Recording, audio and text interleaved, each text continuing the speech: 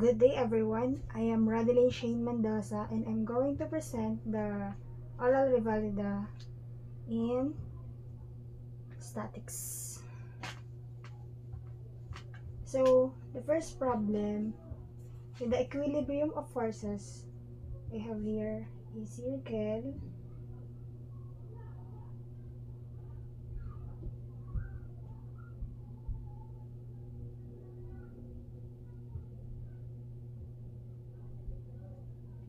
(200 lb) and here is P 160 lb.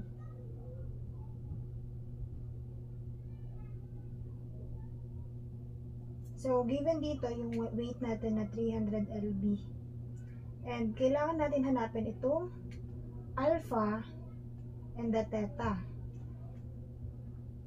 So, determine the values of A and theta that maintain equilibrium. Gawa muna tayo ng free body diagram. Let's say, ito yun. And ito yung A natin, ito yung theta. Ito yung 200 lb.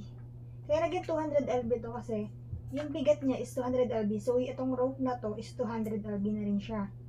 Ito yung P and dito yung 300 lb. So, may apply natin dito yung triangle.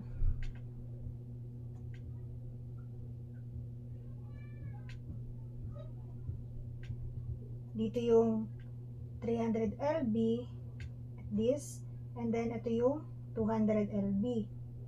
Tapos ito naman yung P.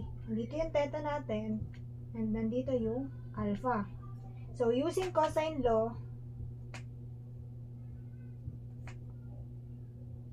masasolve natin yan. Ang formula ng cosine law, diba, is C squared is equal to A squared plus B squared minus 2AB cosine C. So, C natin is 200. So, squared. A natin is 300 plus yung given na 160 lb, yung sa P, minus 2, plus yung 300, tsaka yung 160, cosine, ang hinahanap natin is theta. So, cosine theta.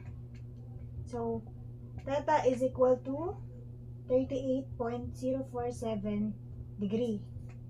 Next, para masolve ang alpha,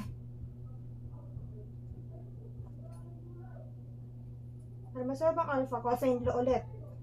160 squared is equal to 300 squared plus 100 plus 200 squared minus 2, 300, 200 cosine alpha.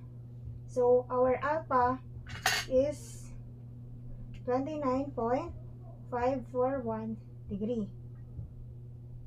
Ship solve yung ginamit natin dyan, ha?